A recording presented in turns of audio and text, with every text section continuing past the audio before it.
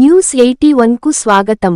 జగిత్యాల జిల్లా కేంద్రంలోని అంగడి బజార్లో గల శ్రీ భక్త మార్కండేయ దేవాలయంలో 24 గంటల హనుమాన్ చాలీసా పారాయణం ముగింపు, సత్సంగ్, భజనలు, హనుమత్ సమేత నాగేంద్ర ప్రతిష్ఠ మహోత్సవంలో భాగంగా ఈరోజు చివరి రోజు సోమవారం ఉదయం దేవతార్చన, దర్తన్యాసం, యంత్ర స్థాపన, ఆంజనేయ, నాగేంద్రుల మూర్తి ప్రతిష్ఠ, నేత్రల్మీనం, ప్రాణప్రతిష్ఠ, పాయశ్చిత్త హోమం, బలిహరణం, మహాపూర్ణాహుతి, కలిశోద్వాసనం, అవభృత స్నానం, తీర్థ ప్రసాద వితరణ, మహా అన్నప్రసాదంతో ఈనాటి కార్యక్రమాలు ముగిశాయని నిర్వాహకులు తెలిపారు. ఆలయ ప్రధాన అర్చకులు మేడిపల్లి శ్రీనివాస్ శర్మ, అంజయ్య శర్మ, ప్రముఖ వాస్తు జ్యోతిష పౌరాణిక వేద పండితులు శ్రీమాన్ నంబి వేణుగోపాలాచార్య కౌశిక, మంగళాశాసనాలతో వారి మనుమడు నంబి వాసుదేవాచార్య, ప్రముఖ పౌరాణిక వేద పండితులు, సభాపతి బ్రహ్మశ్రీ తిగుళ్ల విష్ణు శర్మ, అజయ్ శర్మ, భరత్ శర్మ, సృజన్ శర్మ, సూరజ్ శర్మ, విష్ణు శర్మలు కార్యక్రమాలను నిర్వహించారు.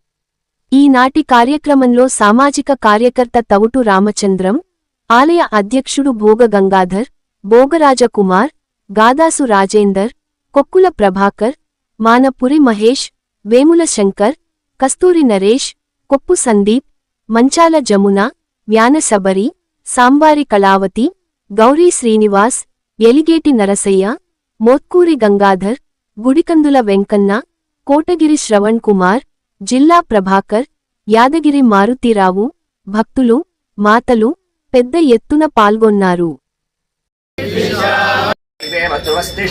విహారాష్ట్రముదారయ అభిదిష్టవ్రతంజదః అధరే సంతు శత్రవః ఇంద్ర ఇవ వృత్రాహరిష్ఠ అపక్షేత్రాన్ని సంజగ్ందో ఇంద్రయేన మదీధరదు ధ్రువం ధ్రువేణ హవిషా తస్మై దేవాదిబ్రవన్ అయం చ బ్రహ్మణస్పతిః ధ్రువం ధ ఇంద్రశ్చాగ్రిష్టరాష్ట్రం ధ్రువం ఓం సహస్రశీర్షా వృషః సహస్రాక్ష సహస్రపాద్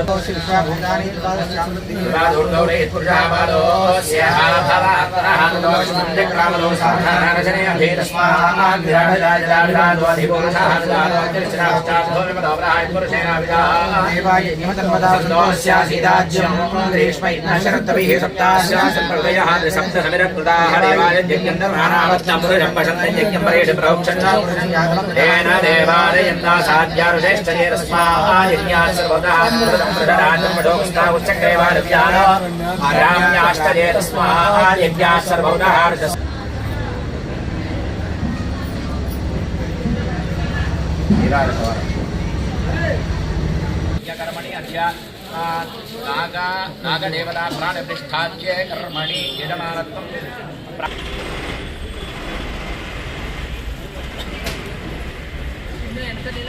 ఆత్మానగతస్తస్తుషశ్చ నేత్రమధ్యే శుక్రమస్య మృతమసి వైశ అనుశక్తి హనుమంతర హరహేంద్ర హరధంద్ర హరహాను హరహేమ హృదా నిత్య బంధన ఓం హరాం హరే అభద అస్వహ అభన్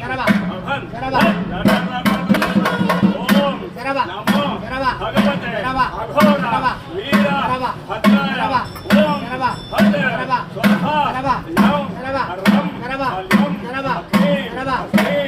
అఘోర వీరభద్ర నిమిత్ర దుర్గ జనవ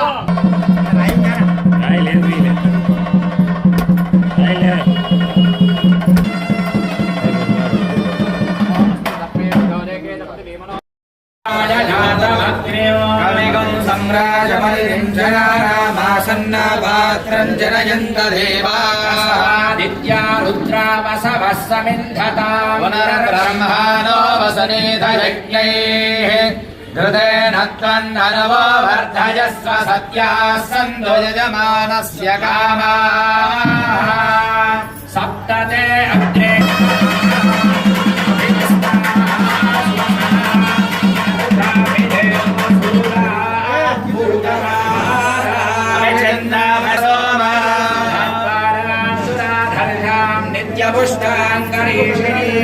ఈశ్వరేకో సర్వభూతానాత్మామిహోపక్వయే శ్రియో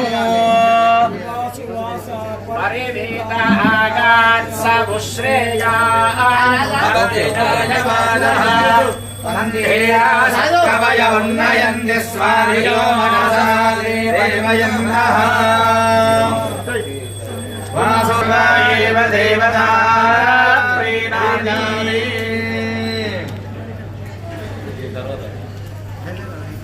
న్యాయా హేయం పరివారానః విశ్వావయాన విద్వాన్ ముమాన్ ముమాం సంజ్ఞో విహద్వజ్ర సాయక సహమోద పశ్యతి విశ్వమానుషగ్రాచ్యామదాసేవాసదేవో మన్యుర్హోతావరోనో యం దదానో హృదయేషు శత్రవక్పరాజితాసో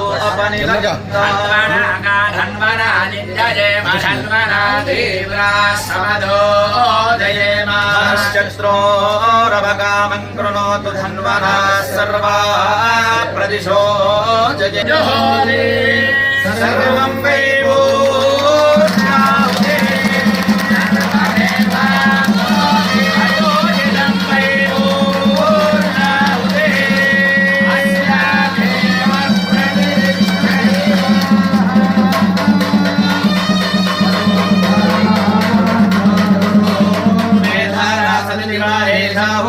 कृतस्य भानेन मेषाधारामस्मिन् लोके बिम्बमानो बलिष्ठिराज्येन ज्योतिते जोगाज्यन्ते जोपसोद्धारातेजसेत्रयोदशमे पञ्चदशमे सप्तदशमे नवदशमेकविंशतिश्चमे त्रयोविंशतिश्चमे पञ्चविंशतिश्चमे सप्तविंशतिश्चमे नवविंशतिश्चमे एकत्रिंशतिश्चमे त्रयस्त्राणि की जय नारायण महाराज की जय लक्ष्मी नारायण भगवान की जय राजाधिराज रामचंद्र महाराज की जय सीता माई की जय पवन सुत वीर हनुमान की जय नागेंद्र भगवान की जय मार्कंडेय भगवान की जय माता गायत्री माता की जय अवधूत चिंतनम श्री गुरुदेव दत्तात्रेय भगवान की जय नमः पार्वती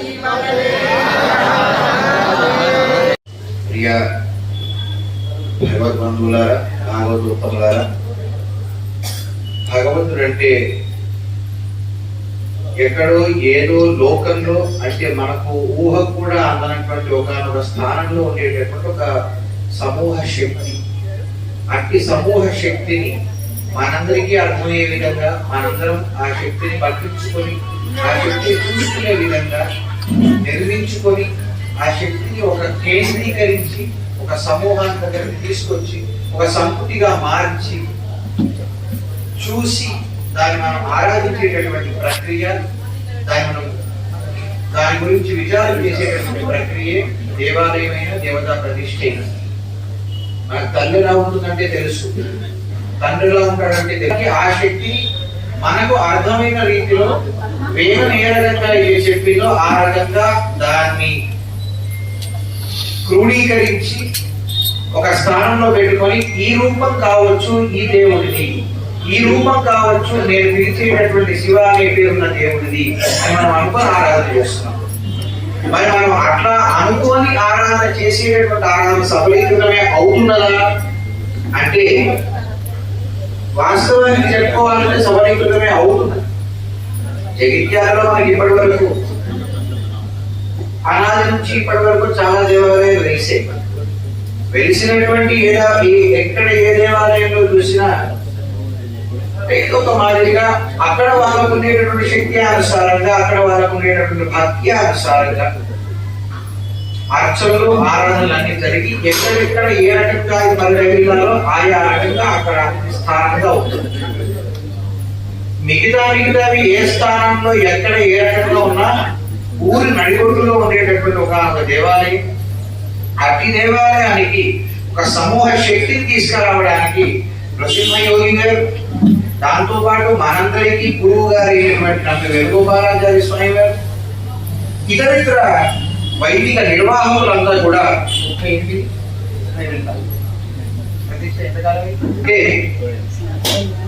ఒక రెండు తరాలు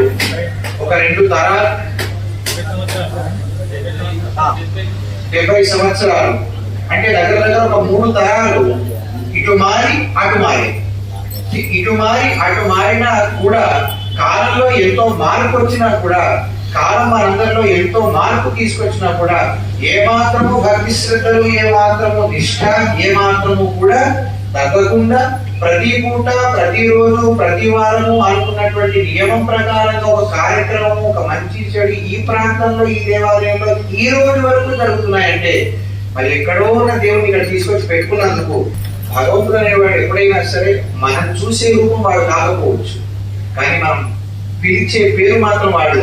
ఇప్పుడు ఇందాక మనందరం కూడా భజన చేశాం.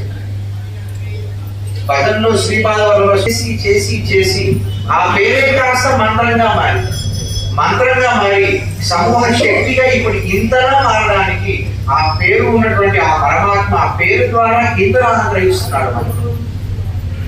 ఈ క్షేత్రానికి ఒకప్పుడు ఉన్నటువంటి క్షేత్రపాలక స్వామిని కాస్త తొలగించి, అంటే సంకల్పం అయింది, నేను ఇక్కడ కొన్ని రోజులు బతుకుండి మళ్ళీ వద్దాం అనుకుంటున్నానయ్యా, ఏం చేస్తారు, నాకు ఏం చేద్దాం అనుకుంటున్నారో చేయండి అంటే తన సంకల్పం మన కార్యవర్గం వారి యొక్క మనస్సులో ఉంచాడు.